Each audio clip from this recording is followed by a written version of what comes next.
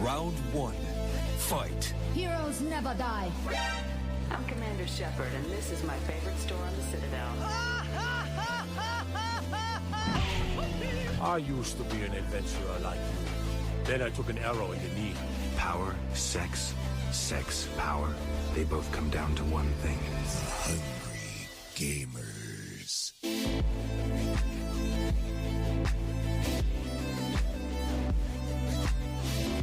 Hello, and welcome, boys and girls, to the 196th episode of the Hungry Gamers podcast. We are powered by 8bit.net and those sexy legends over at Audio Technica.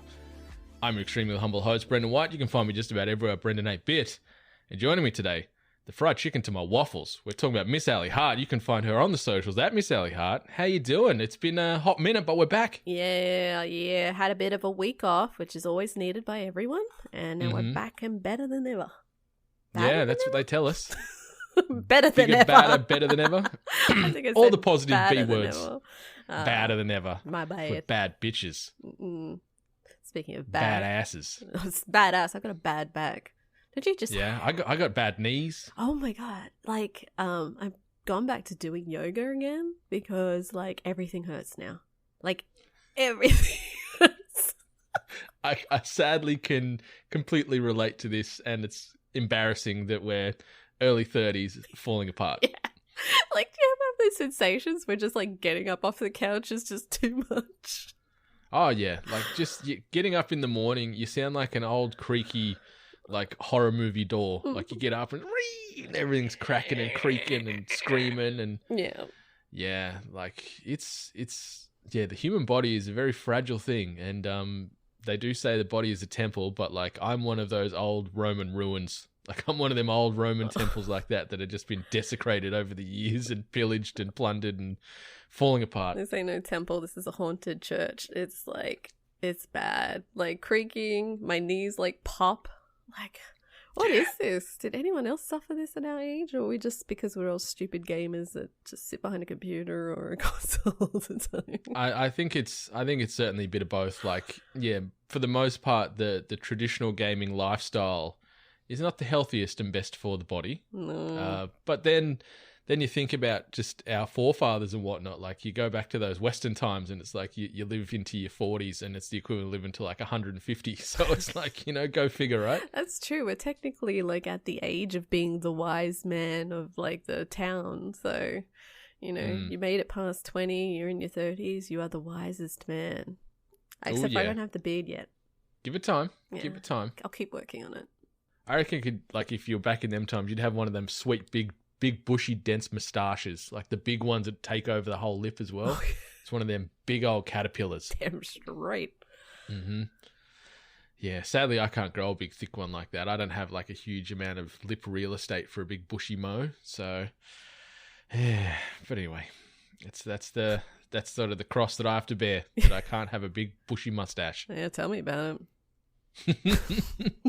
Yeah. On a completely unrelated note, I think we have just about the best podcast intro music in the gaming space. Oh, yeah. Like, every time I listen to it, like, I know it's sort of that whole proud parent thing, and I don't know, maybe if it's a little bit like a blinders with that, because it is like it's ours, but I just listen to it and I'm bobbing my head. I'm like, man, yeah, old Michael from Reset, who put that beat together, is just a genius and a maestro. And then just them little sound bites of all the hits. It's just like, this is perfect. I miss the Reset guys. Me too. Michael and Tegan, if you're listening, baby, come back. I hope they do come back one day. Yeah. And it's sad too. Couple of like, gems. Well, I wouldn't have been able to make packs either, but like, at least everyone might miss out on it this year. Yeah, it's it's looking more and more of a certainty that PAX... Oh, actually, maybe not now, because restrictions are getting lifted left, right, and centre. So maybe it's like a 20% chance that it might still go ahead now. I wouldn't put it anything more than 20%, but the Victorian Prime Minister, he's pretty strict with his lockdown procedures and things. So maybe 20% might be 15%. Yeah. Did I call him Victorian Prime Minister? You did. I'm sure Melbourne thinks that way about themselves, but I just don't know if you get that body mass. Like, you remember how claustrophobic it gets in there? I don't know. For me, it's always a bit too much, but... Yeah, I don't know if I'd want to go, to be honest. Like, not sort of talking ill about PAX in itself, but yeah, like, this thing is still in the day-to-day, the whole COVID-19 thing, and I don't think in 4 months' time or so, if it's still going to run in that October time slot, if it'd completely be 0 cases by then, like, and all it takes is one person to run roughshod through PAX and thousands of people are then carriers. And I'm like, yeah, I don't know if I want to run that risk. Like, I love PAX and I love games, love seeing my friends and stuff, but I don't know. Maybe I'll just hang out at the bars. Yeah. Kill COVID with alcohol. I mean, to be completely honest, I know that's where I spent majority of my time at PAX because I didn't like how claustrophobic I was inside. So I'm like, out to the bar. That's the sign of a good event, I think. If you can enjoy yourself away from the event, it's still a sign of a good event, I think. Yeah, 100%. Yeah. Don't know if there's much logic to that statement, but we're taking it and we're running with it. And we'll keep running all the way into what we've been up to. So tell me the things. You have been playing a little old ditty that's released this week called Minecraft Dungeons. So, friend of the podcast, friend to some, Nato,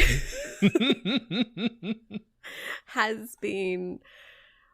Minecraft Dungeons is the game, and Nato has been pretty much, like, absolutely banging it into my head since they first announced it. It's just like, Ali, Minecraft Dungeons, Ali. And now that it's out, I watched a few streamers play it first. I just wanted to see. I was like, man. Ooh. And then, and then in our group chat, Benny and Nato were like, oh, how great is the game? It's so good. I'm like, I don't know. It looked pretty boring. And then he decided to take a few digs at me, saying Animal Crossing was boring. But anyway, more successful game. Let's just say that. So found out it was free on Game Pass. Good old Game Pass. So I'm like, all right, I don't have any loss with this. So I installed it and played couch co-op. And I mean, it was fun playing, co-op and, being in the Minecraft universe and seeing all the little Minecraft characters and building up some weapons and armor and just running through these little maps and areas and stuff. Would I pay money for it? No.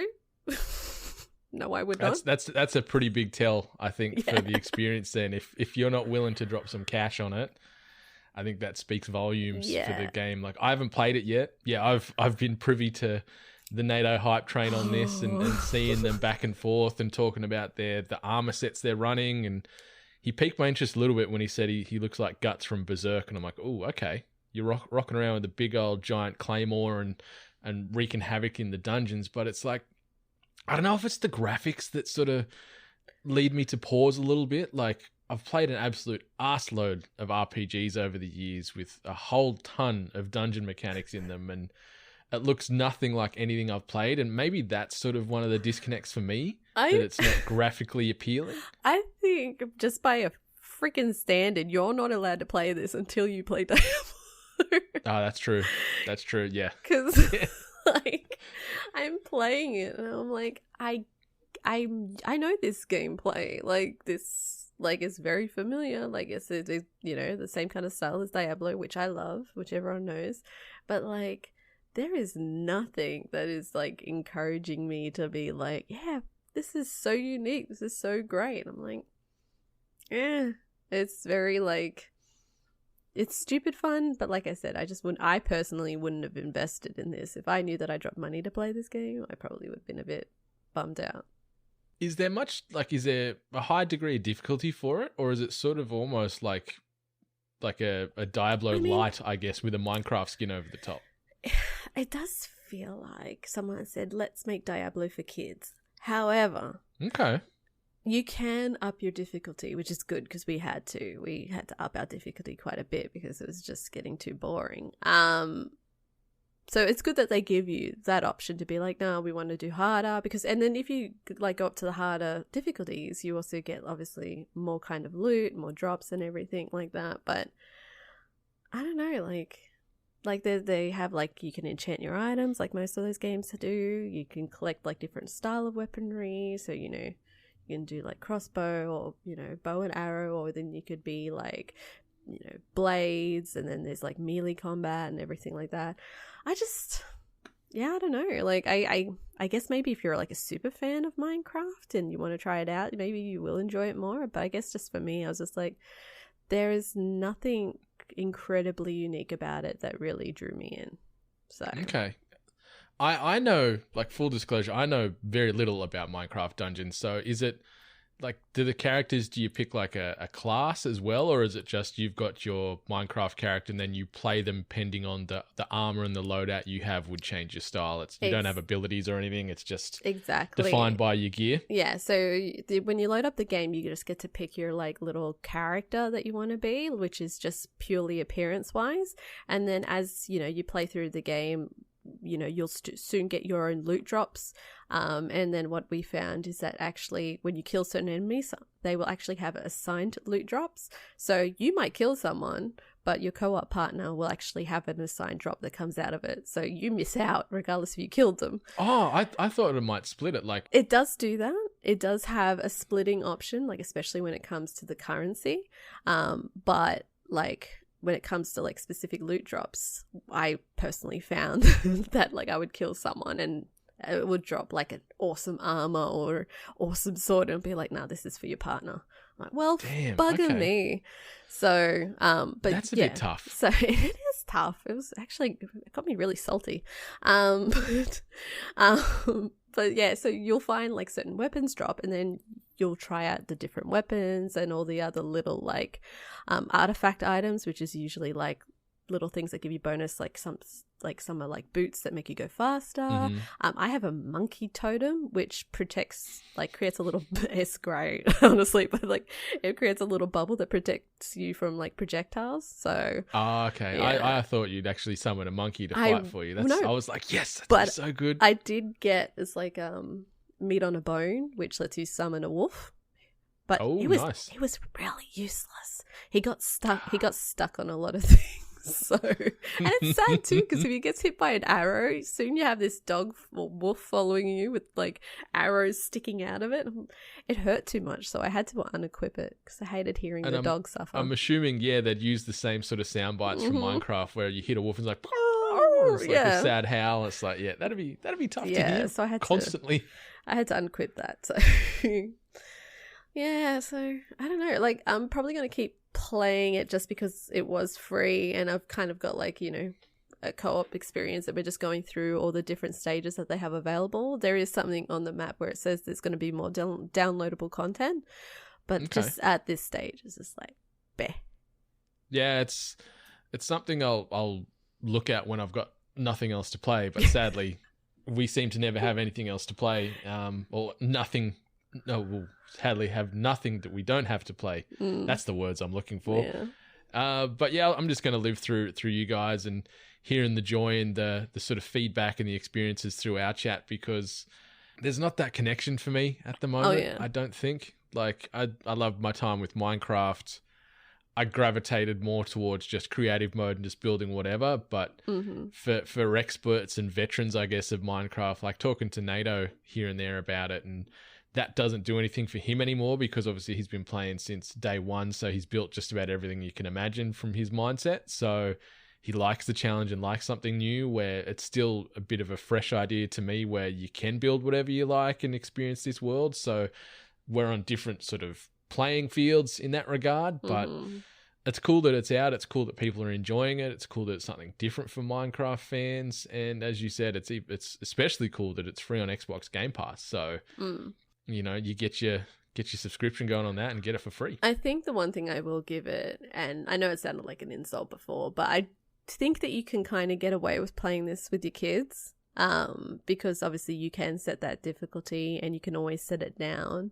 And it is just very brawly, where you can just kind of just go up and swipe a bunch of characters or just shoot arrows at them. So I think you could have that level of enjoyment with your kids. Yeah, Billy's first dungeon crawler or something like that. That's sort of the way to describe it. So that's cool. Because if it's a good first step for kids to get into that genre, then yeah, it's a smart thing to do. Next step, Diablo. Next step, Diablo. Yeah, I'll see them kids there in the year 2035 playing it together. This is my first time too. Yeah. So it's I've been playing some stuff. One of them's nothing too new. But I pivoted and started playing Apex Legends on the PlayStation 4 this week. Oh. So I've jumped over to the console, and I've decided I'm gonna bring back my Australian-based PSN. It used to be Dirk Diggler, but I've renamed it. It's now just Bren 8-bit. So I've sort of started a fresh build on there. Started from level 1 on Apex Legends on the PS4, and my God, it is so much easier on the console than on the PC. Like my KD at the moment, I think it's like 2.1 or something or other. Don't tell console players that. They don't want to hear it. They don't want to hear it's easier. Full disclosure, like I've been on the other side, and I'm back. I've crossed the picket line and playing on the PlayStation, and yeah, you just notice the differences. Like there are still some really good players that are far better than me in this game, but like for the most part, you just watch the speed reaction differences and just the ability to aim and snap to a position and things like that when you're versing some of these people. Like there's times where if I was on the PC, I'd be like, yeah, I'd be dead right now. But instead I've knocked that person down, and now I've just knocked his friend down because their aim and their speed is so bad. So it's been feeling pretty good going back to this and actually sort of, performing good far more than performing badly. Yeah, maybe because I did install it onto the Xbox just because like I'd been playing the Xbox recently, so I was thinking about playing Apex on the Xbox. So I got it on that too. So yeah, I've got it on all 3 platforms ready to roll. So if you want to play it on there, that's fine by me too. Maybe. Yeah, but I'm still really enjoying it. Like I'm loving the map changes that have come with Season 5. I'm loving sort of these little quests that they've weaved into the storyline with Loba that you can go engage in during the game as well. And it's one of my favorite shooters from the past several years, and the hooks are firmly sunk in. But some other hooks that I've been trying to avoid is the hooks of Evil Fisherman, because I've been playing Maneater this past week. So it released on the PlayStation 4 and the Xbox One. It's coming to the Nintendo Switch down the line as well. But yeah, what a bizarre game this is. So it's like they describe it as an action role-playing game. Okay. The role you play is that of a shark. So anyone that's seen Jaws for the Revenge would know the plot line pretty well. Mama Jaws gets killed. Baby Jaws then decides to seek revenge on everyone that's killed Mama Jaws. So yeah, the game starts and you're sort of this adult female bull shark. She gets captured and gutted by this sort of lead guy that you're versing throughout the whole thing, whose name is Scaly Pete. So he's sort of the main nemesis in this, and he kills your mum. Cuts sort of your mum's shark belly open, sees that you're the little baby shark in there, pulls the baby shark out. Baby shark takes Scaly Pete's arm, he throws it into the water, and he cuts it with the knife as you get tossed in the water. Because like when you get bigger, I know I'm going to get you and whatever else. So then it's just this revenge game where you're playing this shark, and yeah, you work your way from little baby bull shark, and you level up, and you get to like a teen size and adult size, and you get all these other abilities, and the end game is you actually end up becoming a megalodon, obviously the extinct giant super shark from the prehistoric days. But yeah, open world. There's 7 regions that you cruise around in. They've got their own Apex Predators. Sorry, He really has its hooks on you. Yeah, it's got its hooks firmly stuck in. But yeah, so you go up against things like alligators in certain regions, whales and other sharks and things. And then there's also humans that are going to attack you and shoot at you. And it's just mindless, dumb fun. It's not a perfect game by any means. Very repetitive. Like it's swim here, eat all these types of fish to do that bit of quest, or swim there, kill 10 humans, go to the next part, then fight these certain shark hunters. I think there was 9. There's 9 sort of sub bosses, and then obviously Scaly Pete's the final one that you want to take down. Mm-hmm. But yeah, it's bananas. It's arcadey as hell.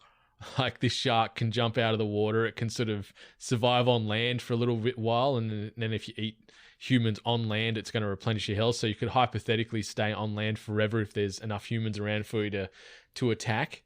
So you're sort of this shark, like, jumping around on its guts across the beach, chewing on someone, jumping over there, jumping up some steps. Like, it's just crazy, just chaotic fun. This but game, there's just no real substance to it. No, and I'm actually genuinely impressed with how much I've seen advertising wise for this game. Like, I've seen a lot of people stream it, push it, play it. To me, like I kind of said to you, is it just a meme game? Like, because that's what it feels like. It feels like someone went, yeah, like, what happens if you're just a shark and you're eating everyone? And then that was as far as they went. Like, and the fact that you turn into a megalodon. And yeah. I don't know anything about shark anatomy, but is that how sharks give birth?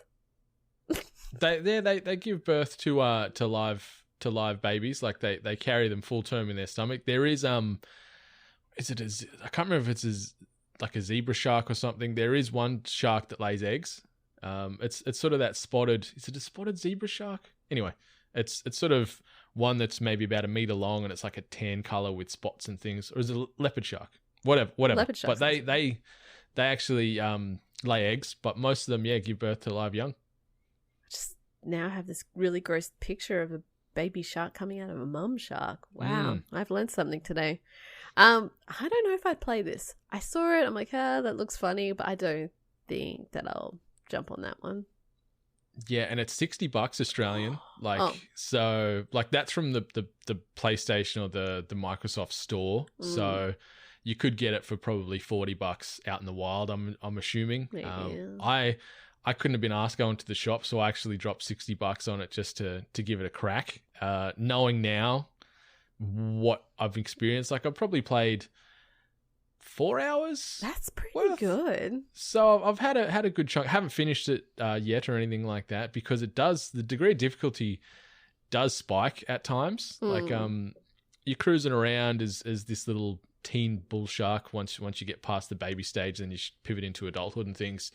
But some of the other alpha predators that are in the water with you, like some of these alligators and whales and stuff, you come across them without knowing that you're sort of going into certain areas, and they'd be like 10 times as high as your level and stuff. So these things can, like, chop you down in a couple of hits. So you can get killed very easily in this game. And you got to go to the grotto, I should say. That's sort of like your little safe spot. It's like a little hub underground. In each of these realms, there's one of these grottos that you go in and you can save and level up and use your points from killing people and animals to improve your abilities.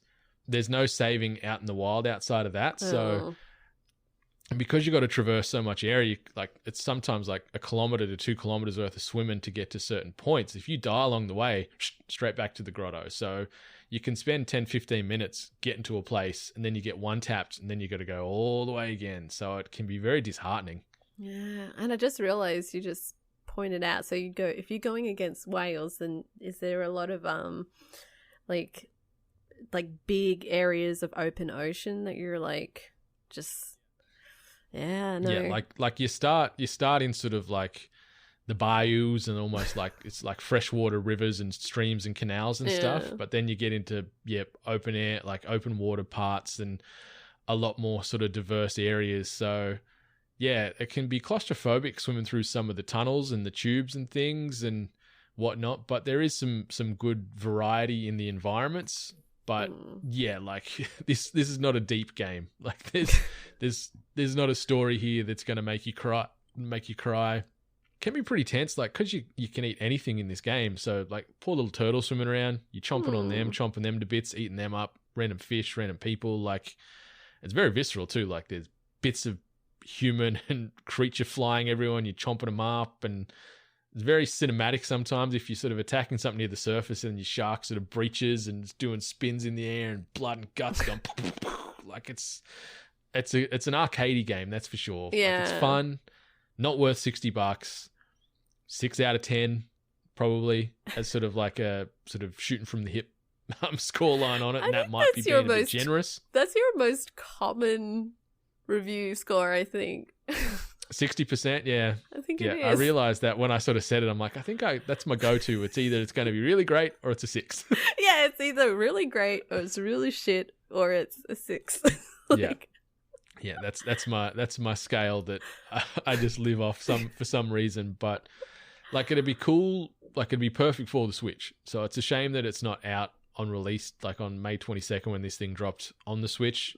But it would be perfect for the Switch, not for $60, but for $20-$30 as a little handheld on the go. I'm just going to eat some stuff and wreak havoc. Awesome.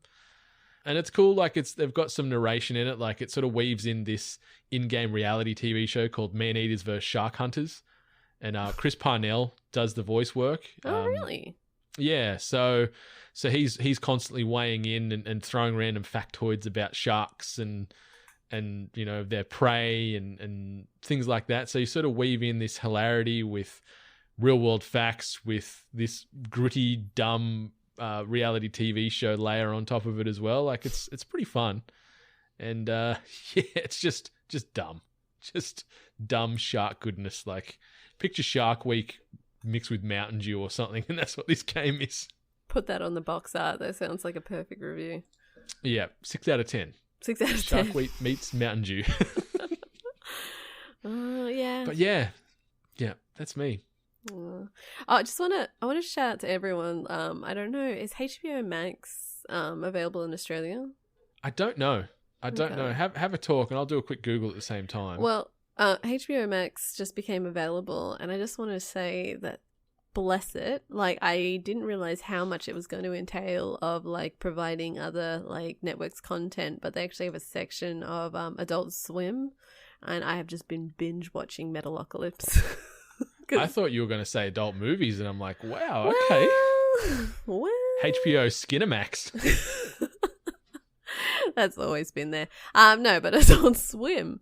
I've always found hard to like kind of get certain shows available just to stream at my leisure. So it's been really good to catch up back on Metalocalypse. You've been binging Metalocalypse? Yeah. I used to watch that so much back in the day. But my DVDs are back in Australia, so. I just, the episode I always go back to with that show is where they're recording the album in Mariana's Trench. That's all I think of when I think of that show. I mean, the first episode with like the coffee jingle is just like iconic in itself. I just like forgot that they had like the logo where it's like this little old man like holding like, you know, and he's in like a really like Mr. Rogers kind of sweater, and then they show you what it turned into, and he's in like this like S&M kind of like studded like black like, yeah. So I don't know, it's definitely not a show for everyone, because it's like definitely a very specific audience. Like, you don't have to be into metal to enjoy it, but I could see how maybe just too much metal, and it's pretty vulgar too, pretty graphic. Yeah, but sadly, us here in the AU will not be experiencing HBO Max anywhere in the near future. Obviously, the way you'd get your HBO content over here in Australia is through Foxtel. So you'd have to have a Foxtel Go, Foxtel Now, or Bounce. Binge, is their streaming service they've just released. So maybe that's their HBO Max equivalent here. I haven't checked it out yet, but apparently it's good. It's $10, so I'm probably going to pivot off Foxtel Foxtel Go onto this Binge, because it's going to save me about $30 a month that I'm paying for Foxtel Go. So Foxtel's a waste.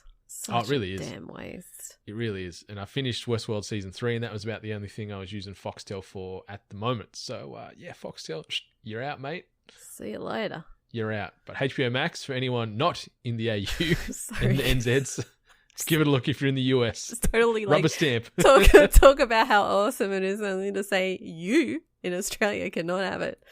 We enjoy it. Sorry, guys. But that's like, what was that DC streaming service? We don't get DC that over Universe. here as well. Yeah, because DC Universe, yeah, we don't get that. the Harley Quinn cartoon, the animated series, is in its second season. So Yeah, I still haven't watched an good. episode of it. It's so good. I asked Benny how he's getting a hold of it, so he's watching it too. So He's got some VPN action going on, I reckon. He's, Oh, he's using Tunnel Bear or something and popping up in Probably. Poland. probably, but it's really good. Honestly, like if you can get your hands on it, watch it. It's just really, really good. Yeah, I'm keen to check it out because, yeah, it's getting a lot of positive reviews and obviously coming from you as well. You're one of the DC knowledge hubs that I sort of listen to and getting the praise from you because you've been pretty cut and dry on other DC avenues that they've explored and films and what have you. So I'm sorry, I'm getting totally some gonna positive like press. sidetrack again before we get into the news. I've got to confess, like, you know how they've announced now the Snyder Cut is going to be released? Yeah. That's going to probably be the way that I first watched that movie. So let's hope it's good. I'm extremely jealous because if it is going to be, like, it makes me wonder because they're saying it's going to cost them in excess of $30 million US Yeah. to reshoot and do fresh voice work and things to get the Schneider cut the way it's meant to be. But it's going to be so funny if it's still just a turd of a movie after all this. Like, Yeah. but I'm curious to see what the vision was. And then obviously now they've got the Suicide Squad. They've released the Aya cut that's Do going to it. come out now. Do and it. all these things. Do it. I want that. As a person that is okay with Suicide Squad, I would love to see a different version of it. See. Yeah, I want to see actual Joker be something in it and actually have some relevance. Yeah, this doesn't matter how you cut it or how you direct it or what version of it is. He'll always have those stupid fucking tattoos on him. So. Oh, yeah. Yeah. I don't know what they were thinking of that. Obviously, they went, gangster, alternative, Slipknot fanboy, but yeah, I don't know. The movie can't be any worse. I'm assuming with these additional scenes that may or may not happen with the Aya cut. And I wonder if this is going to become the new norm now. Picket and protest and kick and scream until you get the version of the film you want. Yeah. I mean, technically everything's a cut, but like what happens if it turns out to, like you said, turns out to be shitter? Maybe it will shut everyone gonna up. laugh. They'll be like, you know what? Yeah. My bad. Disregard. I'm moving over here now. I'm going to go wait for the confirmed sequel to Sonic the Hedgehog 2 that is in the works now as well. Really? Did you see that? No. Yeah, they've confirmed they're making a second one. I haven't seen the first yet because I was saving it for that shitty 4D cinema experience, and now that's not going to happen anytime soon. Yeah. But no, second one is in development. They confirmed it, I think, just yesterday or the day before. So, yeah, Sonic the Hedgehog 2 was running its way into a cinema near you, I'm guessing in the next 2-3 years. Maybe even not a cinema the way things are going. Streaming services, straight off the bat, which I love. I know we're sort of completely off track here and out in the weeds, but I love that some of these film companies are allowing you to sort of pay and download and watch directly in your home as opposed to going the cinema route. Like, go that option with most films. I think give people a choice. Yeah, I think it's a good idea. Like, there's definitely a lot of movies, although I feel like that is the only time I do go to the cinema when I actually say I want to see this on the big screen, because I feel like it should be seen on a big screen, and that's the only time I will go see a movie. So having that option. I like going to the movies because of the pop. Like, even though I can make the exact same popcorn at home, you literally have I've a got machine. all the butters and the oils and the machine, but I think I just like going there and buying a big bucket, not having to worry about the cleanup and all the other fluff. So, what are you doing with your popcorn? I don't know. I'm just lazy sometimes. I like the not really. You don't get pampered at the cinemas, but the big couch and the big screen, the big sound. The recliner I love chair. the Dolby, and the Dolby Atmos, like deep drop at the end of it where it sounds like the brown note almost. Like, just those little things. Turn it up. I miss the brown notes. You miss the brown notes. Oh, Yeah. 6 out of 10. Yeah, 6 out of 10.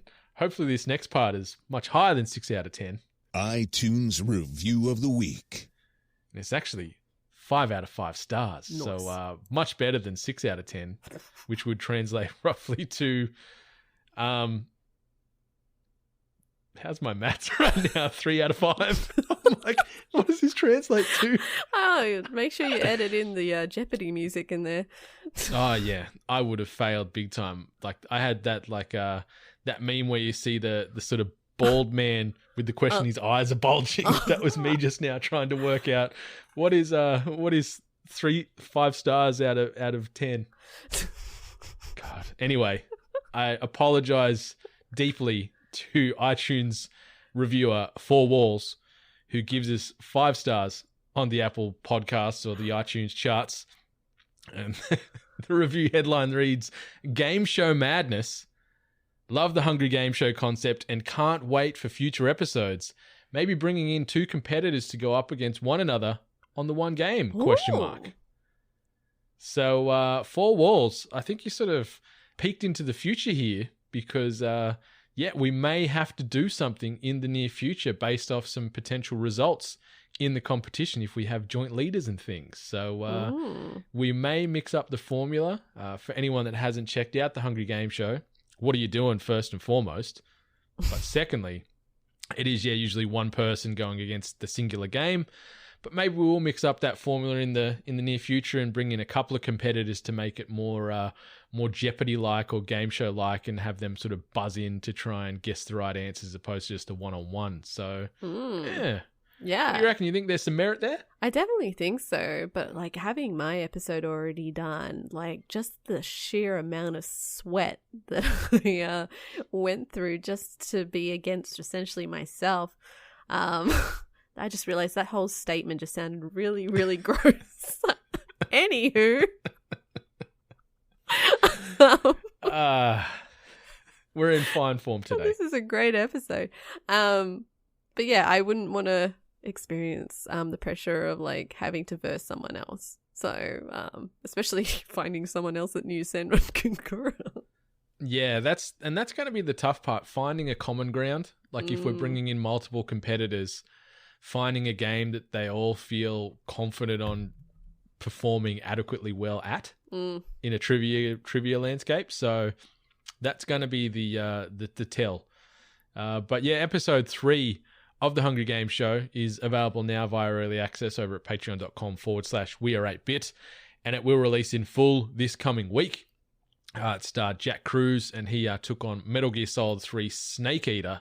So yeah, 3 episodes in the pipe. They are obviously on this same RSS feed that you are listening to The Hungry Gamers on. So be sure to go check those episodes out if you have given them a miss for now, because they're good fun. And gets the heart racing and the sweat pouring.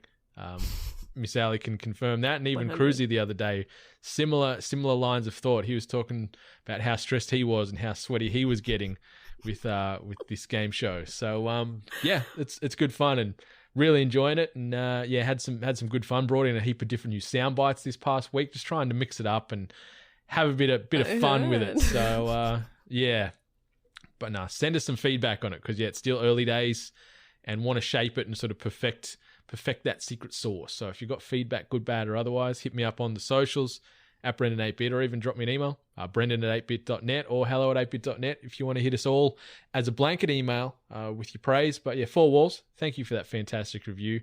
Those reviews help keep the emotional lights on in our hearts. Obviously, it only takes a little bit of time to do that, but it means an awful, awful lot. So be sure to rate, review, subscribe us, as well as all the podcasts in the hashtag 8bit Collective and all the podcasts out there you're listening to on the daily, because it's our lifeblood, baby. So keep those ratings and reviews coming on in. We'll be sure to get through every single one of those before this show closes its doors forever in 2055. Damn, we got a life. Just FYI, we're going for another 35 years, so we're going to be podcasting in our 60s. If we're still alive, because we're old and creaky and sore now, so it could be... We're just going to be like AI brains in a jar that are connected to some synapses machine that reads our thoughts for it. If it stops the back pain, I'm all for it. Amen. Another little quick bit of housekeeping. Obviously, 8bit.net, 8bitnation.net, shop 8bit.net. Obviously, they're the hubs to find us on. There's some new merchandise over at shop8bit.net. Just chuck some nice bucket hats up there, and also some sort of retro denim-y wash style caps. I don't know if that's the way you describe them. Wouldn't fit on a label. Yeah, clearly the technical term. but think of like a vintage sort of stonewash cap, that sort of color. I don't know. I'm clearly selling the product. Go buy 20 of them right now, but they look good. They look fantastic. Obviously, there's a whole slew of t-shirts and hoodies and socks and thongs and you name it, it's on there. Like the store is burgeoning with success and quality there. So head on over to shop8bit.net to get yourself some gear there. When you're done getting yourself some sweet merch, obviously Audio Technica, they are the sponsors here at 8bit and the sponsors here at The Hungry Gamers. Be sure to pick up some headphones, microphones, gaming headsets, turntables. They've got anything you need from the audio spectrum, whether you want to get into content creation or if you just want to be listening to The Hungry Gamers in the best way possible. Get yourself some sweet phones to make that happen.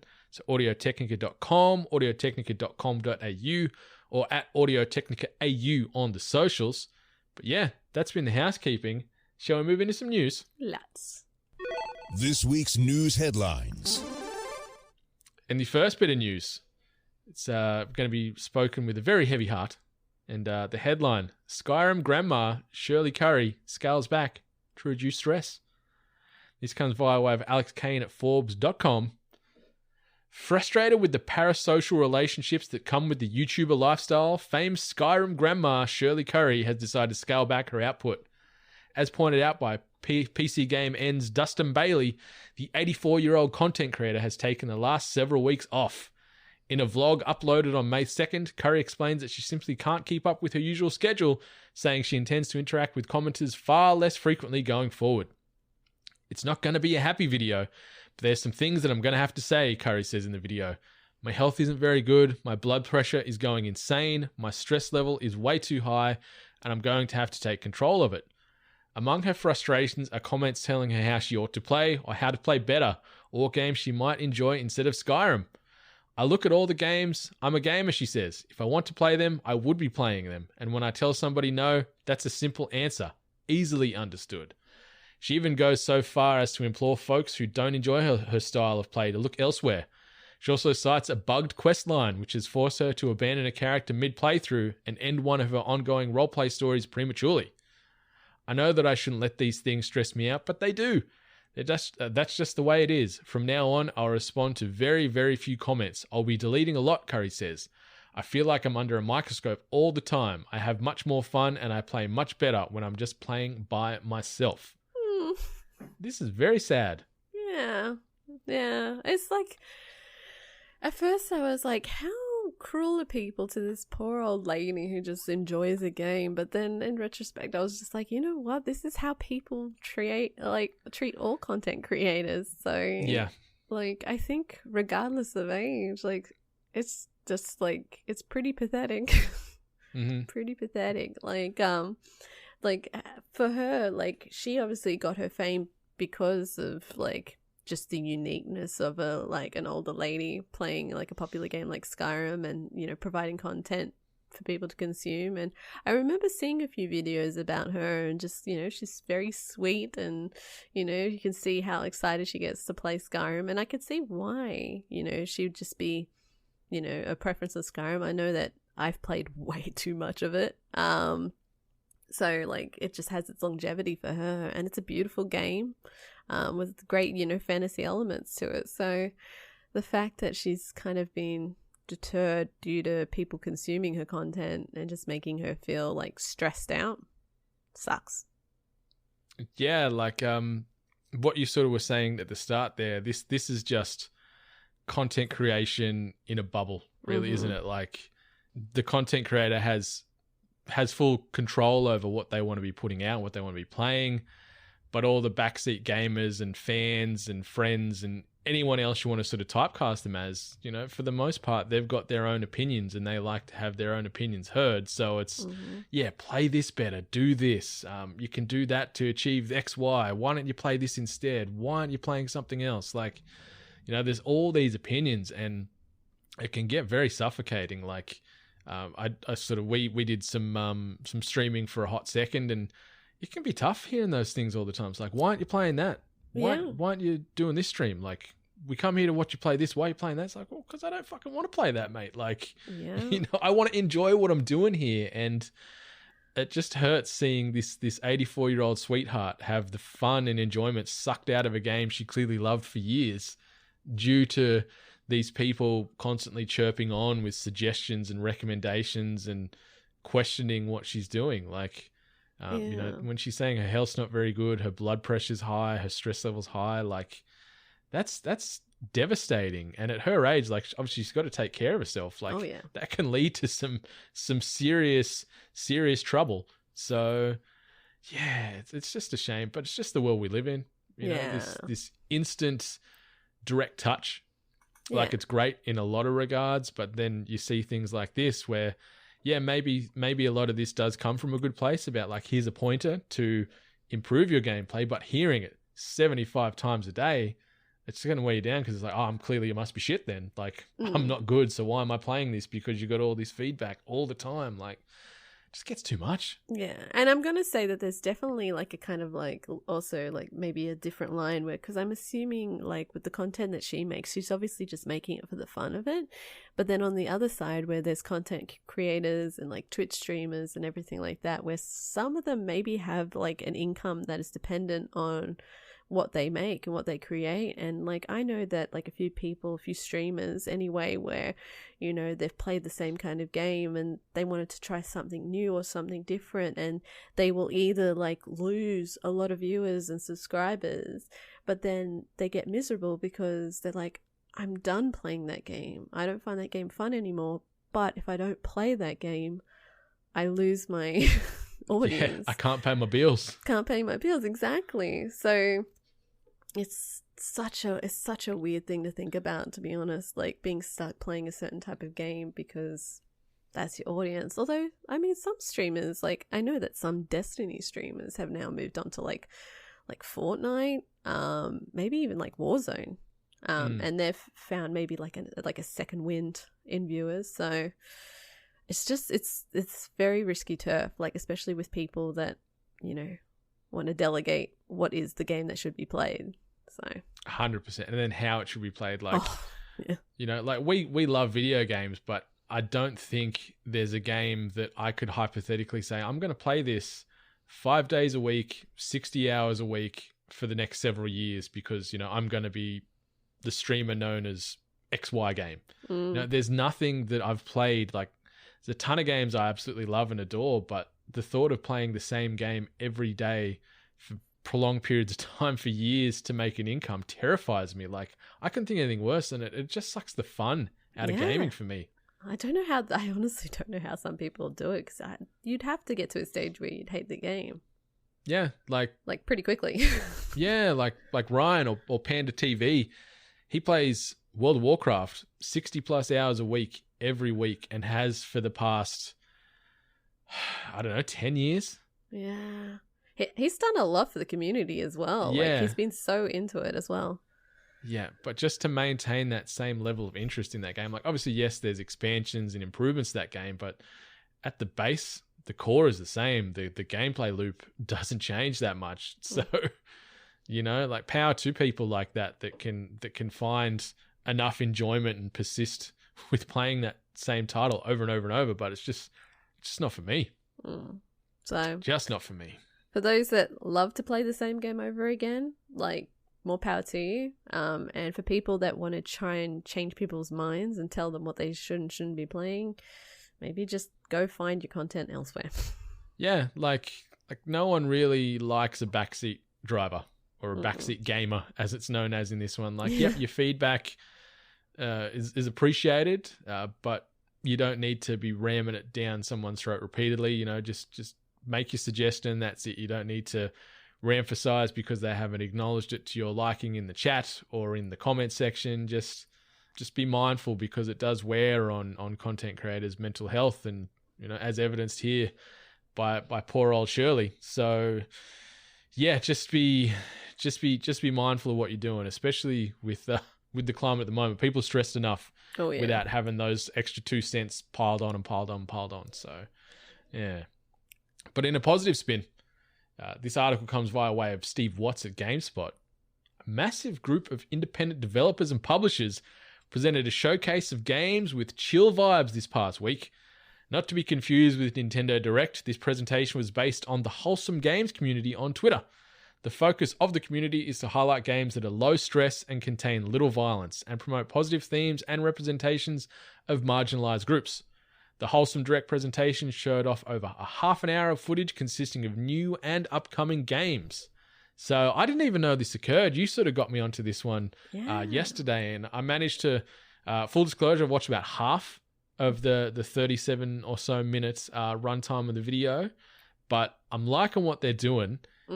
Did you want to sort of throw some notables or anything that sort of caught your eye during this whole wholesome Direct presentation? Definitely. Like, the reason why this one caught my attention is that I am finding myself like getting more like absorbing more content of like indie gamers and indie developers, because I just feel like, you know, they're always churning out such unique games. So luckily, this like Wholesome Direct was brought to my attention, and first of all, full kudos to them, because like it was such a good presentation where it didn't go on for ages. It was packed with content and information, but like it just had such a good flow to it where I didn't feel like I was like suffocated.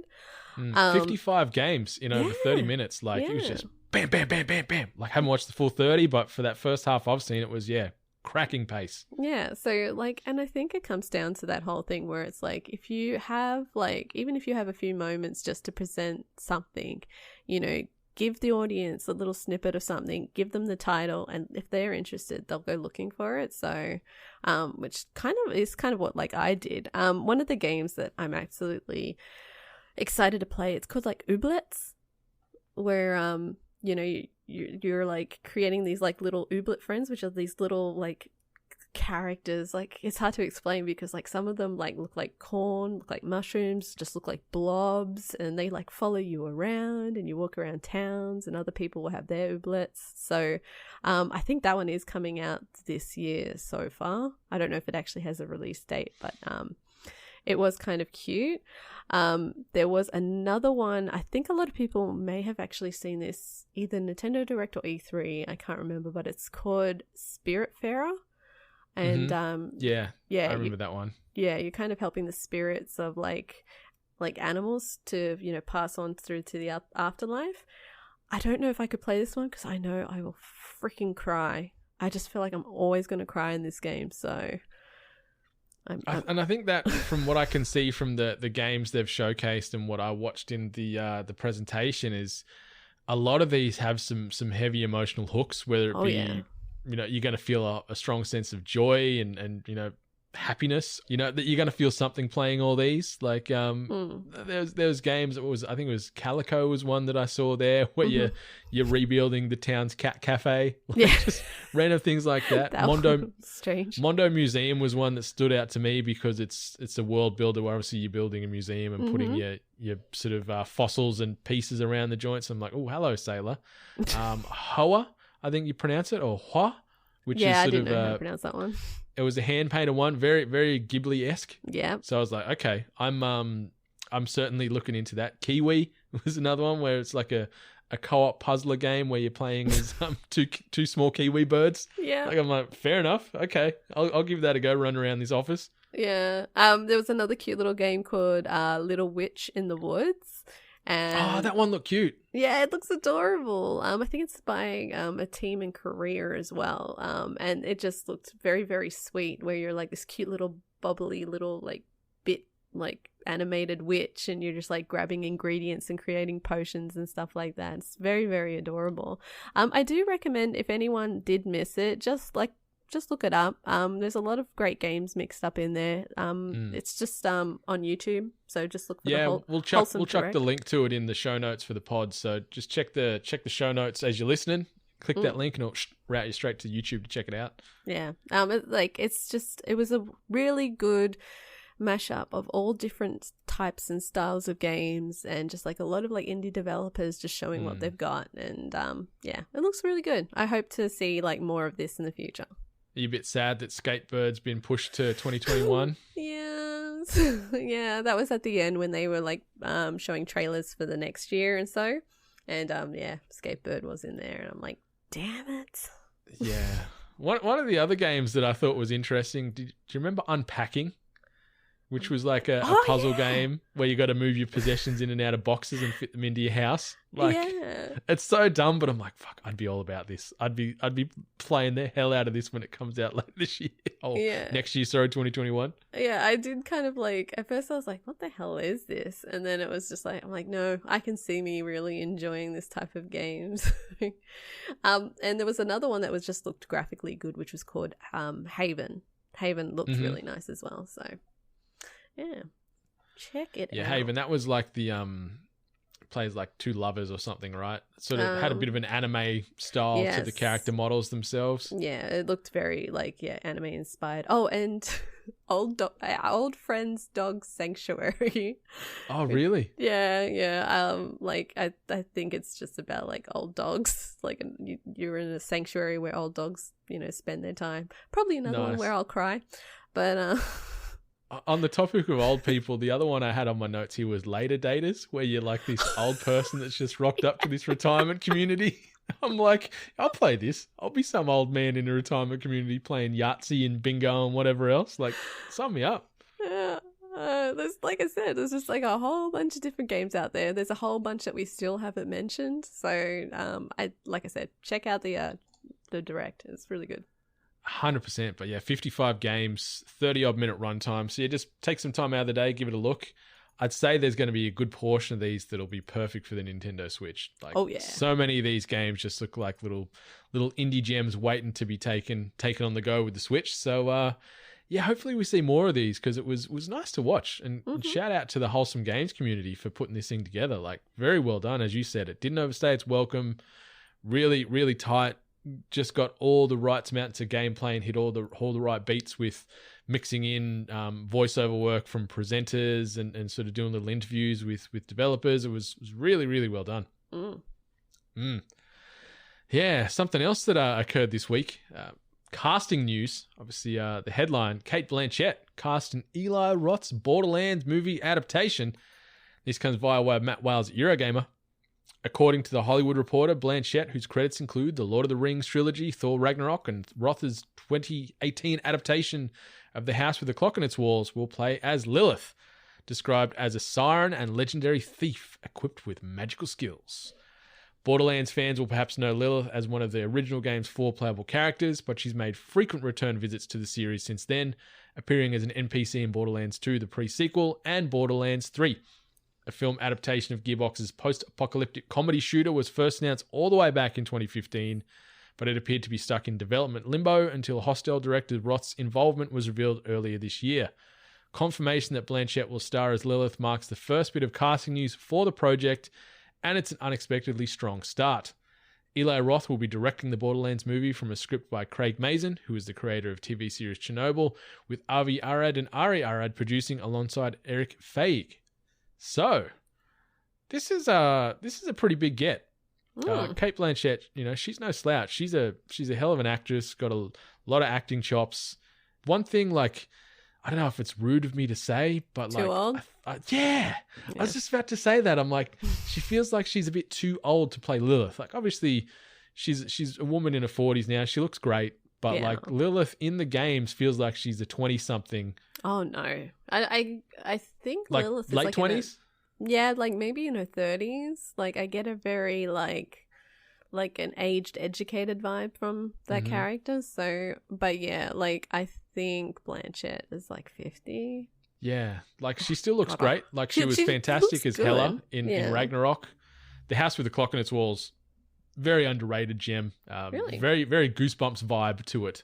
If you wanted to sort of compare it to something that sort of similar tone, sort of like that comedy horror or sort of like a early adult teen sort of horror vibe to it, where kids can watch it and adults can watch it and take something out of it. But yeah, this is interesting. It's weird. I'm trying to think if I've seen her doing comedy.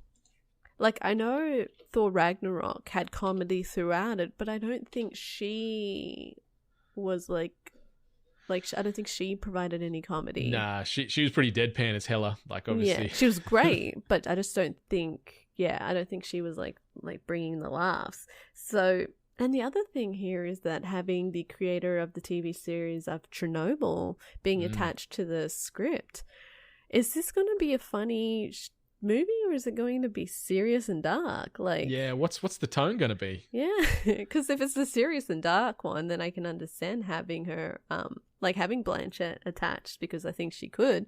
But I don't know, maybe they are going for like a very serious, dark, gruesome kind of vibe, and then just hoping like a few other characters or actors will come in and bring the laughs amongst it. Yeah, like thinking back through my experiences with Borderlands, like I typically did always play the siren, so I got to know Lilith pretty well from the first sort of entry and whatever else, but I don't remember her being like a very comedic character. She was sort of pretty straight and narrow from my memory. Like I'm not saying that with complete certainty. Like there was some jokes here and there, but it was more dry, I think. Yeah, she was very dry, sassy, sarcastic. Like she would have a few good one-liners as usually if she was like putting someone down. But you know, she wasn't on the same like, you know, hilarity scale. She's no Tiny Tina. So I mean I can see Blanchett playing a sassy character, but yeah the age thing and I know that's mean to say, but that's the first thing that came to mind. Like, hell of an actress, but I thought, she was just too old for the casting. Hell of an actress, and she actually looks really, really good for her age. But in contrast to this character, like, there's a lot of movement. There's I don't know. We obviously still have no idea where he's going in the direction of this film, so I guess only time will tell. Yeah, because Roth, he's very varied in his films. Like obviously, think back of the ones that sort of first put him out with like Hostel and stuff. Like, I love that movie. Oh yeah, it made me scared to travel for a good long time. like I ain't ever going to Europe. Fuck Europe. It's not safe. They're gonna sell my organs. But yeah, I'm curious to see now that we've got this first sort of casting announcement out the way, who we're going to see for the other three lead Vault Hunters, who we're going to see voicing Claptrap, things like that. Because it's not a small actress. Like she's one of the bigger names in Hollywood. Like she's been around a long while and got a great reputation and going to bring a lot to the role. But let's see who they're going to sort of fill this cast out with and if it's going to work. Yeah. Scary. Very scary, but at least there's some movement because I thought this movie was just never going to get made.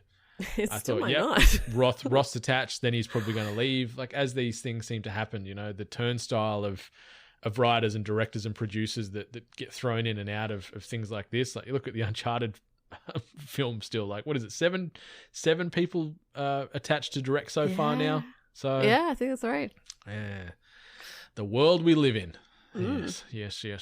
But the second last bit of news that we thought we'd bring to the table today highlights Outriders, and there was a video that showed off its RPG shooter gameplay. And this comes via way of Igor Bonifacic at Engadget. Sorry, Igor, if I butchered that surname there, but did my best. So following the reveal trailer they shared partway through February, Square Enix and People Can Fly have released new details on Outriders as part of a monthly broadcast series on the upcoming game. The broadcast provided a deep dive into Outrider systems, detailing how its class, item, difficulty, user interface, and progression mechanics will work. At the start of the video, we meet the Pyromancer, one of 4 playable classes that you'll be able to pick once Outriders comes out later this year. They're on a mission that takes place in a setting called the First City, like the last city in Destiny. However, it turns out that the First City is not a player hub like its Destiny counterpart. Instead, countless Zerg-like creatures infest the city, and they'll attempt to overwhelm you with the numbers as you try to work your way through the mission. When it comes to moment-to-moment gameplay, Outriders has more in common with Gears of War and Mass Effect Andromeda than Destiny, which makes sense when you consider People Can Fly worked on Gears of War Judgment. You control your character from the third-person perspective, and there's even cover you can get behind. Each class has access to 8 abilities, 3 of which you can use at any one time by binding them to your controller. The most interesting aspect of the game People Can Fly showed was its world tier difficulty system. If you play Diablo 3, much of this will sound familiar. When you first start playing Outriders, you'll begin at world tier 1, and there are 15 such levels, and you'll progress up the ladder by earning experience separate from your character level. With each subsequent tier, the game's enemies will become stronger, but they'll also drop better weapons and equipment. Additionally, each time you gain access to a new world tier, Outriders will reward you with crafting materials, gear, or both. The catch is that you'll only earn world tier experience while playing at the highest difficulty level available to you. Moreover, if you die, your character will lose a percentage of their world tier experience they've earned up to that point. To succeed at the highest difficulty levels, you need to equip your character with the best possible gear. The game's difficulty will also scale relative to the number of people you're playing with so that you and your friends can't blitz through content. Towards the end of the stream, People Can Fly mentioned the game's in-game lore glossary. The studio said all of Outrider's story would be on the disc. Clearly a dig at Destiny, which initially relegated its grimoire to a website you had to read outside of the game. The studio promised to share more about the game when it airs another gameplay stream in June. Outriders will come out this holiday season on PlayStation 5 and Xbox Series X, as well as current generation consoles and PC. So this was about a 30-minute jaunt that People Can Fly put together. They mixed in gameplay with developer commentary and just some general feedback on the game. They're talking about this is going to be a monthly thing up to the release, which I think is really cool. But what was your initial feelings after watching this 20-odd minute session and seeing this sort of character play its way through? And what's your feeling? Well, they released that one picture where everyone just went, yes, Destiny? What is this? This is Destiny. What is this picture? You want to just copy Destiny? And I was like, oh, that's like, it did look like it took a lot of inspiration from Destiny. So seeing this like little trailer snippet now, and that's why I love this article, is just because of how many references to other games Eagle makes. But when watching through the gameplay, which I gotta say, it didn't look good. It didn't look anything special, but I got mild Destiny vibes. I got Division vibes. I got like mild Borderlands Anthem vibes. Like, it's just like, it looks like this like little love child of like a person who liked all that genre and just like put it together of like first person shooter adventure. And yeah, like just seeing what they had to offer at that stage on that like little video, I'm not wowed or that keen at this stage. Yeah, I'm a little bit more positive than you. I'm with you with the graphics. Like, there was parts that looked pretty cool, and overall I think it looked all right. I agree with the comparisons. It felt like a more arcade version of Destiny meets The Division. Like, the combat was a lot more frenetic, and obviously they showed the Trickster as well, which is more of in your face. Just get in, do some damage, freeze time with your abilities. Like, I don't know why, but I got some Darksiders vibes to it just with the graphics. Like, it had a sort of similar style and the character models as Darksiders, especially the enemies that they were showing. These Zerg-like creatures, as they call them there, with comparison number 65 that they weaved into that article there. But it looked cool. I like some of the things they did, like just little things like being able to customize the UI to how you choose. Like, if you want it muddled with everything, you can do that. If you only want to see your essentials, your bullets and stuff. I like that, they're giving the user that power. I like that it scales depending on not only your level and the world level, but how many people are in your party. So yeah, you can't just run roughshod with an OP member in your team and get them to power level you up through. I like that part of it. I like the abilities. I like some of those. The Trickster made me think of a few of the abilities that I ended up just spamming on the Reg with, like Mass Effect Andromeda, which it mentioned here, where it's sort of, like warping to an area, slowing time, and then using melee with these little blade swings. So it looks cool, but I think this game, it seems like it's going to be very dependent on playing with people. Like, it just didn't seem like that world. Like, I know it was only 20-odd minutes, so it's sort of shoot from the hip with some opinions here for now, but it looks like a game that you're going to get a lot more out of it rolling with friends as opposed to rolling solo. But I liked their story. I liked that they were taking some little jabs at some of their other counterparts, as saying that, everything's on the disc. Yeah, it looks interesting, and I'm curious to see more when they tease these things for the next few months. It's, from what I'm hearing and reading out there, it's going to be sort of looking to be available at launch of next gen. So maybe it might be one of those early purchases. Yeah, that's what shocked me the most, because like they said that they're going to be doing these videos, right? So I was like, okay, so it's probably going to come out next year. And it's like, no, this year. I'm like, oh. Unfortunately, with my opinion of how it looked graphically, I was like, well, you might want to start working on it. Yeah, like the gameplay looks like it was all done off the Xbox just from the buttons that they were showing on the screen. So whether that be on a Series X or on a One X, I don't know. Or maybe it's just a PC and they were playing it with controllers. I don't know. But yeah, it looks cool. I'm intrigued, but yeah, I think it's going to be play with your friends. I'm assuming it's going to be you and 3 friends potentially, or you and 2 friends. I don't know. They didn't go into those details, and I haven't seen those details. But I just like the synergy with the classes, where using the trickster, things like slowing time, and then the pyromancer uses the fire ability, so you can just sort of really combine a la a Division, where you are mixing your play style in with your squad mates to do the most amount of damage to the enemy. So yeah, because some of them did look pretty spongy, just like the Division. Yeah. Yeah, groan.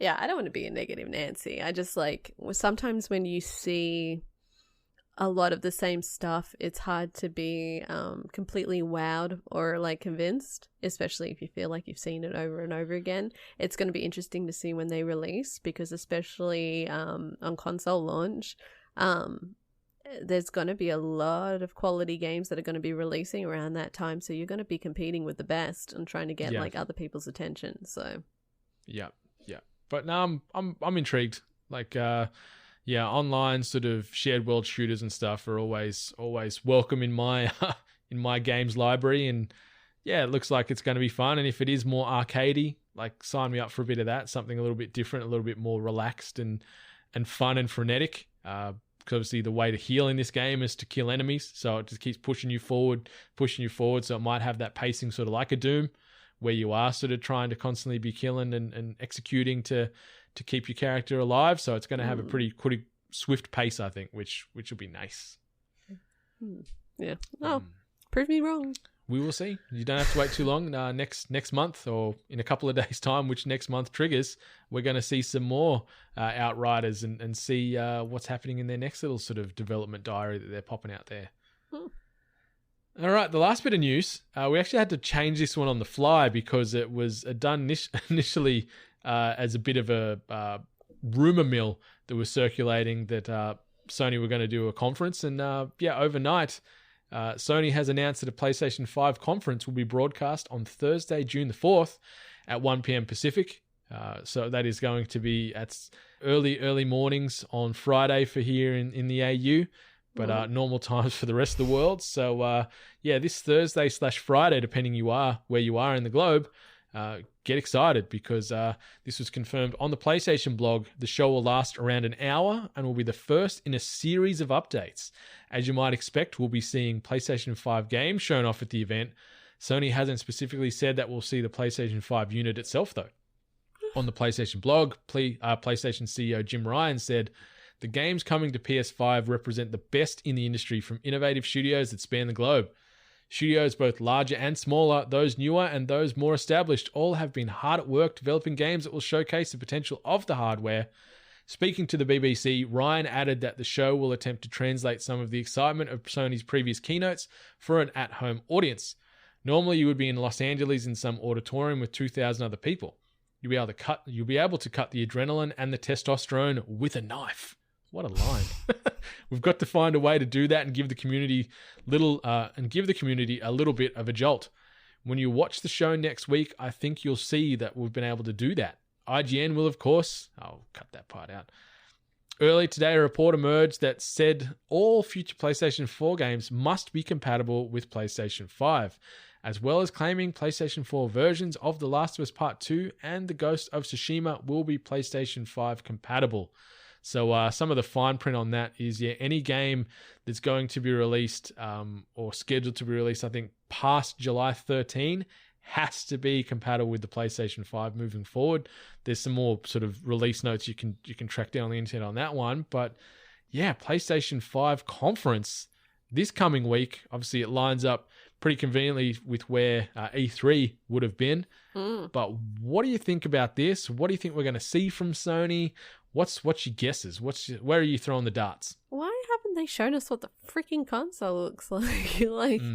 I'm really concerned that it either looks really ugly, that they're just trying to sell the concept and be like, oh, well, you're going to have to buy it. Or, you know, they just don't think it matters. I just don't think it's been this close to a release without seeing the actual, like, look of a console.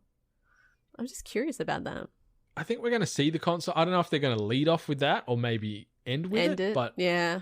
I think they're going to have to show the console itself. But just from the sort of the social media promotions and the listings on the PlayStation blog, the graphics they're using of the controller, it doesn't look like it's the two-tone anymore. It looked like it's like a black straight or a dark grey. Yeah. So maybe they've pivoted after some feedback on the white, black, blue hybrid thing they had going. Yeah. And they're going more traditional. So yeah, that's one thing I noticed. If we're throwing some darts, what do you think we're going to see? Like, obviously they're going to showcase some games, heavy hitters, indies and otherwise, but what do you reckon we're going to see? What are they going to lead off with or end with? Give me a couple of hot takes. They're either going to lead in with, I wonder if they'll lead in Cyberpunk. Because I'm trying to think what would be the it game for them to be like, this is why you'll buy a PlayStation 5. Like, this is what we have to offer. And it just has to be something that is, like, graphically gorgeous. Like, it just has to, like, because they're at the arse end of this now where they're showing what they've got. So they have to captivate you at the very, very, very start. Kind of like with what Xbox did with...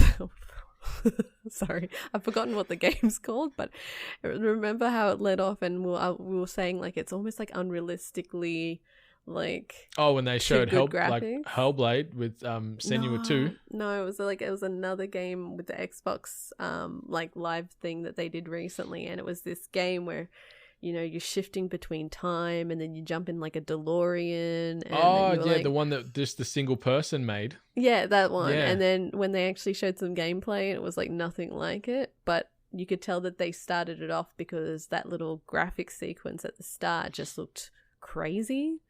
So I feel like PlayStation will have to do something like that just to get you right at the start. Just to show you some graphically phenomenal game and be like, this is why you get a PlayStation, you know? I'm wondering, like, if they're going to lead off with, say, Spider-Man. Oh. Because it's an exclusive, obviously the tail end of the first Spider-Man game on the PlayStation 4. It did open up itself up to future sequels, and they're no doubt somewhere down the development cycle with that game. So I think they're going to lead off with, like, Spider-Man, Horizon Zero Dawn 2 or God of War 2. That's where I think they're going to start things off, just with this big, like, mic drop moment, because that'll then get people hyped instantly, those big tentpole AAA exclusives. So I think we'll see at least two of those, maybe like not much gameplay. Maybe it's just going to be a teaser with the art come up with the logo or something, but that's going to be enough to get people going, bah! So I think we'll see two of those. That's exactly how the people go. I'm a man of the people. Like I've heard them. Yep. Well, adequate, apt, very correct, I think. Sheep-like society. Uh-huh. But yeah, I'm thinking a couple of those. We'll probably see some more The Last of Us Part 2. Obviously, we haven't talked about it today, but they did do like a 20-minute reveal this past week of gameplay. I've avoided it because I just don't really want to see or know anything more about it. But maybe they'll have a little bit more of that in there. But yeah, I'm feeling Horizon, God of War, or Spider-Man. Their respective sequels, at least two out of the three of those will be mentioned in some regard. You know what? Spider-Man sounds like the draw. I'm not too sure about a God of War, but Spider-Man feels like, because of how well received that game was, like, it was just, everyone loved it, everyone thought it was amazing, it was like a great game. I feel like that's going to be, like, that could be, like, you know, yeah, I can't make the sheep noise of the audience. I don't even know what sound I made. Yeah, that will make the audience go like, now he's just sound like Mars Attacks. So fucking shows off the rails. So yeah, I'm going to be tuning in anyway. It'll be nice in the afternoon for me. So. Yeah, it's at a rough hour. I think I'm going to try and get up and check this one. Like, I don't typically get up and do these 1 a.m. watch-alongs just because, for the most part, I don't think they're worth it sometimes. Like, what's the difference of waiting and getting up at 7 a.m. and watching them through? But this one, I think I'm actually going to either stay at 4 or set the alarm clock for and check it out, because I just want to see what return serve Sony are going to do, because Microsoft, obviously, they're saying all the right things. They're doing all the right things out there. And as far as hype and momentum, they're sort of the early front runner for this next gen. So let's see. And in Sony fashion, I think they just kind of come out and just drop the hammer. Like, they're going to show some big exclusives, some big gameplay, and then everyone's going to like, whoa, fuck, Sony are winning this war again now. Like, it's going to sort of shift, you know, on it's going to turn on a dime. So, yeah. But, yeah, it's cool. I like that they've got something coming out, and the fact it's going to go for nearly an hour. We're going to see a lot of content and get a lot of information thrown our way. Oh, yeah. Do you think we're going to have an awkward musical performance, like a live one? Someone playing the flute? Maybe. I don't think so. I don't think they'll put that effort. I kind of hope they do what Xbox did, where they actually had people like from the actual studios get like having that opportunity to kind of talk through some of their stuff. But if it's going to go for an hour, I feel like they'd have to do something like that. There's no way that they would have. Oh yes, you know what? Yes, they would. They would have tons of like gameplay and drag things on, especially Last of Us. I think they're going to talk about. They're not going to talk about it. Maybe a fixed release date. They'll say holiday. I don't think they're going to say a price, but I think they're going to show the console. Maybe flex some of the power of the console. But yeah, no cost, no release date outside of the holiday 2020 or whatever they'll say. Just hoping Jim Ryan's got a better quality webcam than Aaron Greenberg does if he's leading this thing off as well. Like, I'm going to wet my pants if it's going to be that same sort of caliber, if they're going to do a lot of remote Zoom style sort of pockets coming together to the one video. So, yeah. But yeah, that's the news. Shall we jump into this next part? New releases and events. And truth be told, from my end, I've been trying to find something to talk about here as far as games that are coming out that are of potential interest to me. And looking at the list for games releasing between the 1st through to the 8th of May, there's nothing really that sort of intrigues me. Like, the only thing I could sort of say maybe to is John Wick Hex, which drops on the PlayStation 4 on the 5th of May. But outside of that, none of these games do anything for me. I had to look to see if there's any new television coming out this week to talk about, anything of note in that regard to talk about. And I'm coming up empty. You got anything that you're hyped for this week? No, not specifically. Just looking at the list, kind of shocked to see Sonic at the Olympic Games Tokyo 2020 on iOS and Android. Man, mobile games is slowly kind of just molding into like the gaming platform. Like, I gotta say, I'm still kind of sick of going through the Switch store and the Switch store making you feel like there's all these wonderful new games that come out, but then when you dive deep into it, you're like, oh, you can tell this was a mobile game. Yeah. Which it's overwhelming, that store. It, but like sometimes you just kind of see, like the playability, and you kind of like, well, I can play that on my phone. Like a lot of filler. Like, it's awesome that they've got so many games that you wouldn't expect Nintendo to get behind. But yeah, it's just so much filler on that store. Filler. But yeah, it's interesting that game's still called Tokyo 2020 when they've shelved the Olympics for this year. Like, it's to be confirmed when they're going to do them. So I was going to say something bad, but I won't. Void Bastards. I was just going to say, are they going to have to do a DLC where everyone's wearing masks? That's not too bad. Too bad. Void Bastards was one that has come up a lot.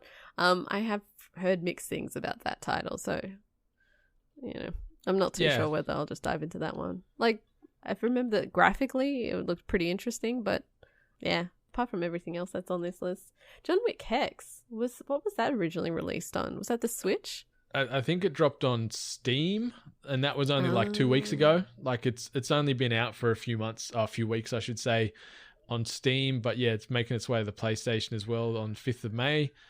The only other thing I could think of that's just come out here anyway, that's not really coming out this week, is there's a new Anna Kendrick show on Stan. I think it's on HBO as well, called Love Life, which looks interesting. I don't know. I just yeah. I love me some good romantic dramedy sort of stuff. So yeah, I'll check that out. But outside of that, I'm clutching at straws here for things happening this week. Yeah, like when's Last of Us coming out? Last of Us 2. That's not next now. week. Yeah, it's like because I'm sure a lot of us saw on social media a lot of journalists and whatnot saying that they're playing it. From the most part, sounds positive. So, what do you think about that unnecessary flex where it's like controller and the load screen, or like their PlayStation 4 dashboard with the Last of Us icon there? It's like the flex. A bunch of wankers. I don't know how, like, because a part of me feels like, I'm like, oh, maybe, like, because you feel like if they gave the content out to the, like, to content creators, there would be, like, a really strict, like, just don't talk about it, or you can start talking about it at this date and time. But maybe because the PlayStation event, it's okay for them to say that they have it. I don't know. Like, I thought it was kind of weird that they got it so early, and a lot of them have said that they've finished it. Mm. So. Yeah, NDAs are weird. Like, you see a lot of NDAs sort of hit the inboxes for games and things like that, and some of them, it's almost like you're sworn into the Secret Service that you can't say anything. And other ones, they're just so willy-nilly and relaxed and casual as far as what you can put out there. And I guess this is somewhere in between. Obviously, they're going to not permit them to talk any spoilers and story and major beats in the game. But yeah, just that unnecessary flex. Like, and it, like you could see it at all. Like doing my Twitter scroll, whenever it was, Wednesday night or whatever, when I guess this first started popping, and it was, I reckon I saw about 20 posts in a row where it's like, yeah, just playing this now. Wait for my review on June 12th at 12:01 or whatever the hell time was that they could release their review. And it's like, mate, piss off, you wankers. Yeah. I'm playing this now and can confirm I'm very happy. Yeah. So what? What did that fucking tell me? Like, yeah, I'd be happy too if I got a game that no one else could play, or like, 90% of the population can't play, or whatever the friggin' hell. Like, yeah. And unfortunately for this game, it obviously doesn't mean much to me anywho. So no, but we'll see. Maybe they'll make a believer out of you yet. Maybe you'll play this down the line when it's on a Days of Summer sale or something. Considering I still haven't finished the first one. That makes it tough then. That makes it tough. All right, let's get this last part of this pod done and dusted, eh? Tweet of the week. This comes via way of @Xbox. Xbox Series X is the most compatible console ever. No boost mode, no downclocking, and then a checkbox beside the power of Xbox Series X for thousands of games ready at launch. Thousands. So we're talking one with 3 zeros on the back end of it. Like, so it's not a huge tweet. It's not massively in depth, but all this is sort of just conveying is they're doubling down on backwards compatibility, going all the way through the Xbox franchise or Xbox history. And they've even now on the back of this also opened up dialogue where fans can actually submit games that they'd like to be added to the backwards compatibility list and put in like formal requests, and Xbox will take it under advisement if they try and port that across. But it's a pretty big, talking of flexes, it's a pretty big flex to chuck that in there. Obviously, that's not thousands of Xbox Series X specific games released at day one, but it's kind of cool to know that you've got this ecosystem to play things from your entire gaming catalog. Yeah, like, I guess it's definitely something that you kind of take for granted. It is a weird flex though, like thousands of games ready at launch, and it's like, yeah, but like how many of them are actually going to showcase what you guys have to offer? But it's just still kind of funny considering the flub that they had like last time they had a console launch and trying to make it so backwards compatibility wasn't a thing. Do you remember the video that they that PlayStation did to counter them? I do, and I remember that previous gen, and like the focus with Xbox, it was like, this is your media hub. It's more than just a gaming console. It's It's your hub for your Intense pay TV, entertainment. And it's just like, man, it's such a mixed message. Like, no one cares. Like, gamers don't really give a toss about that. It's great when you can have that as your hub for your Blu-rays and everything else. But like, that's not going to sell a console, at least for me. There's some out there that might, but for the most part, it's about the games, really. You know, every time that I ever jumped on like Xbox or PlayStation and like my friends list would show so-and-so's watching YouTube. And I'm like, on your console? Yeah, I've got a few friends when I still jump on the Xbox, they're watching Foxtel through it. And I'm like, okay, fair enough. I guess you've got like, a smart TV, there's probably an app for that. But anyway. Yeah, I guess as a person that has Apple TV, maybe I have that small luxury, but I just always thought it was weird. But yeah, thousands of games ready at launch. I think the world will be going a bit like this.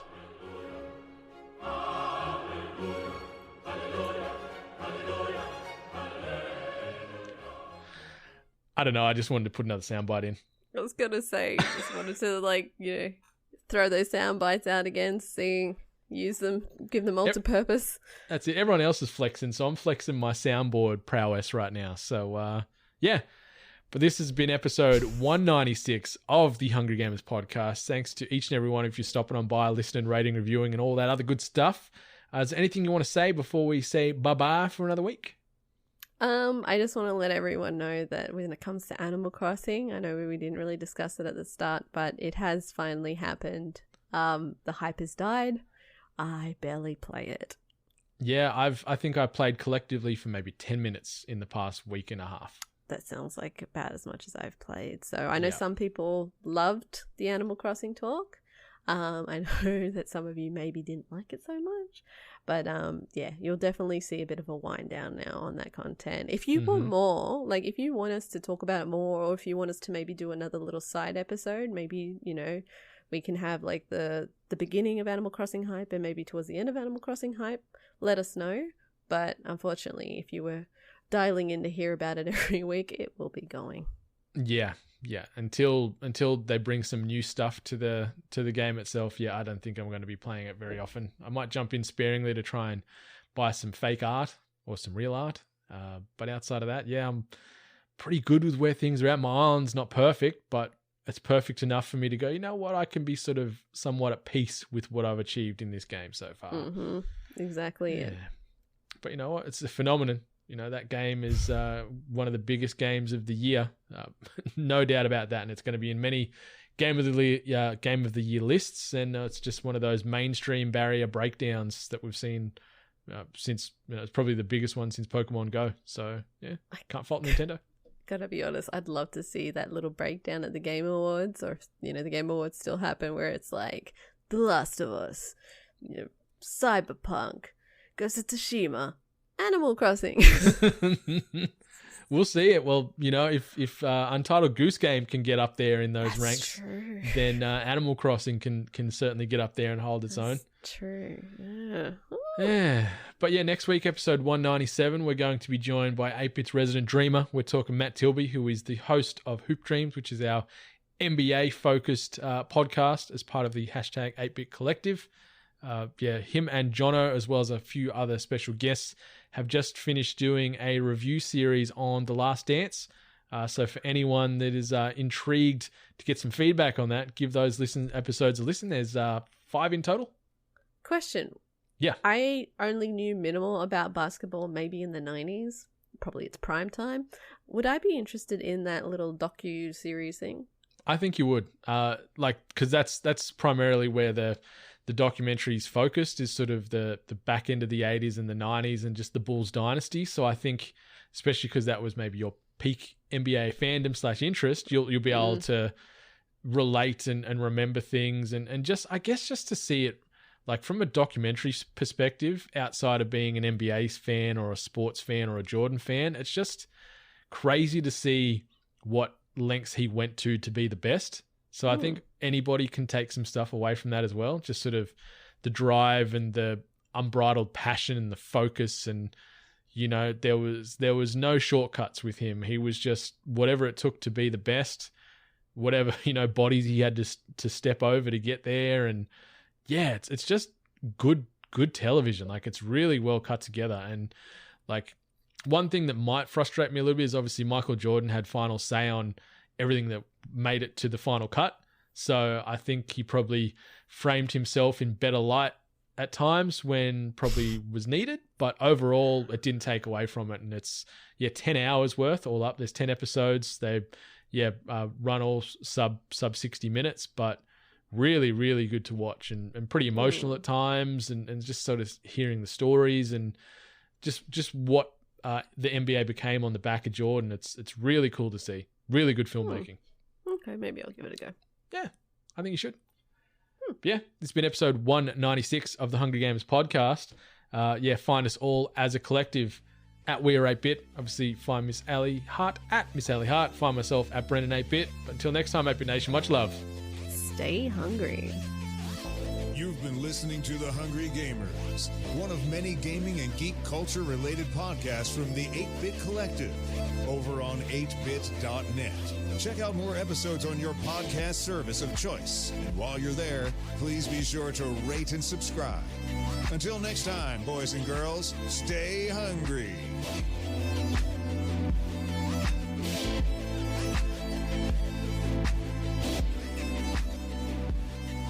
I don't know if anyone listens this far, but the outro is probably the best outro in podcasting as well.